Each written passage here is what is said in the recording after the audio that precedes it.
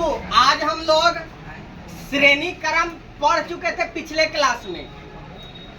आज हम लोग समानांतर क्रम पढ़ने वाले हैं, ठीक ना। समानांतर क्रम बोर्ड एग्जाम में 5 नंबर में पूछता है। श्रेणी क्रम पूरी तरीका से कंप्लीट हो गया। समानांतर क्रम में डिफिनेशन बतला दिए थे, समानांतर क्रम किसे कहते हैं। लेकिन तो उन्हीं के याद ना होगा, याद ना है। अच्छा, याद ना किया है। चलो तो ये बाबू 3 गो प्रतिरोध जोड़ा हुआ है, R1 R2 और R1 R2 और इस सब के लिए धारा अलग अलग है। I1 I2 और I3। आगे देखो, अब फार्मूला डेरिवेशन करना है तो कुछ नहीं करेंगे, अकॉर्डिंग टू ओम्स लॉ, यानी कि ओम के नियम के अनुसार, यानी कि ओम के नियम के अनुसार यहाँ अगर चले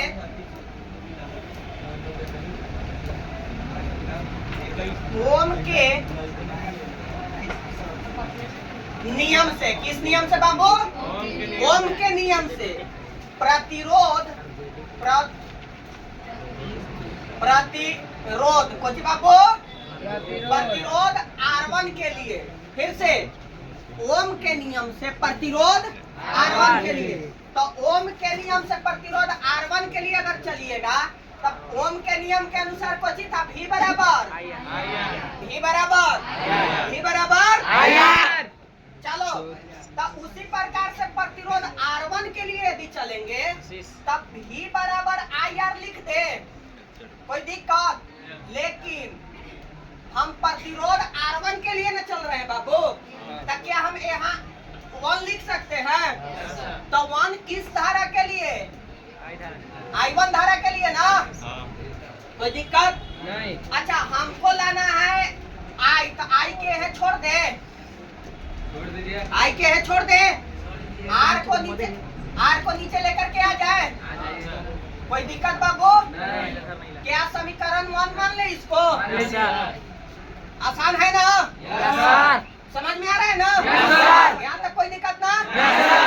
आगे उसी प्रकार से हम R2 के लिए चलेंगे, उसी प्रकार से R2 के लिए तो R2 के लिए चलिएगा तब फिर हो जाएगा V बराबर IR। तो किसके के लिए? R2 के लिए ना। तो किसके लिए? I2 के लिए ना। तो हमको चाहिए I2, कुछ चाहिए बाबू? तो I2 जो कहते हो रहे देते हैं, अब V बटे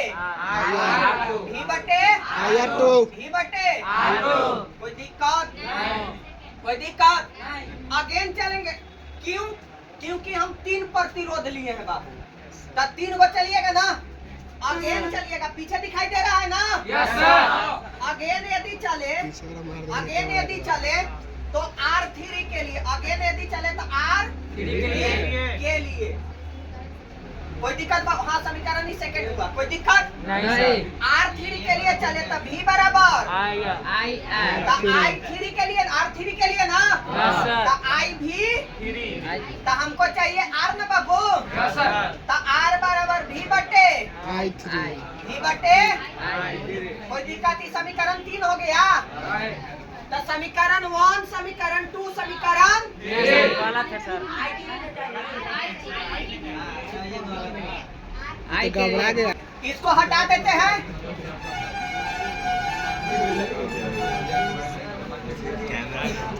बाबू चुप रहो, हल्ला ना करो।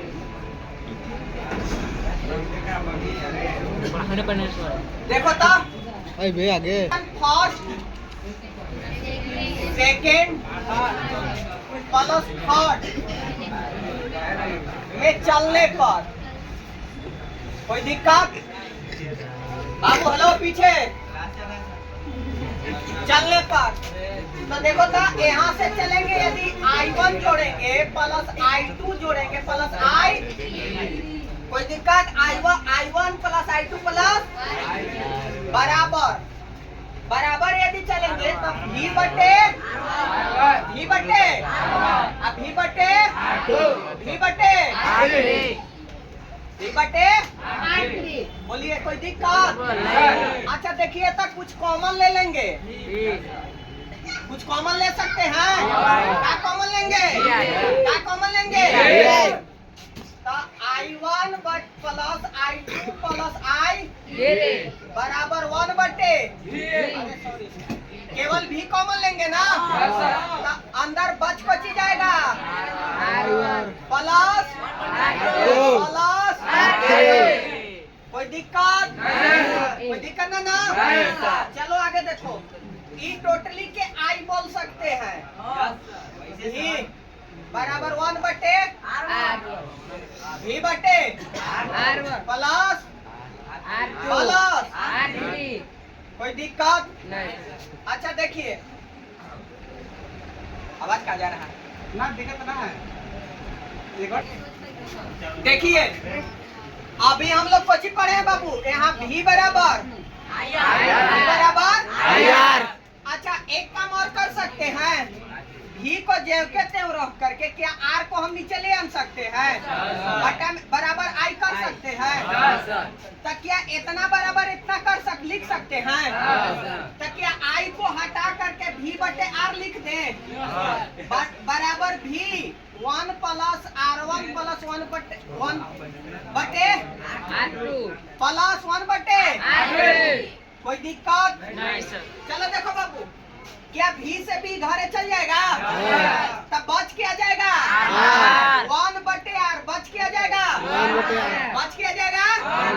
1 बटे बराबर बराबर बचेगा ना, बराबर काट देगा। इन्हें क्या बचेगा 1 बटे R1 प्लस प्लस।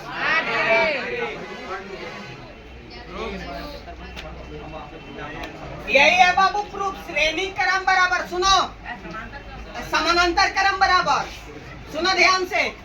तो यहाँ ऑब्जेक्टिव के रूप में भी पूछ देगा कि समानांतर क्रम बराबर कितना होता है। फिर से समानांतर क्रम तो दे देगा 1 बटे R1 1 बटे R बराबर, एक में फेर बदल कर देगा। तो याद रखिएगा 1 बटे R बराबर 1 बटे कोई दिक्कत नहीं। तो याद रखिएगा ये 5 मार्क्स में पूछता है, 5 मार्क्स 6 नंबर का पूछता है। तो 6 नंबर लिख लो।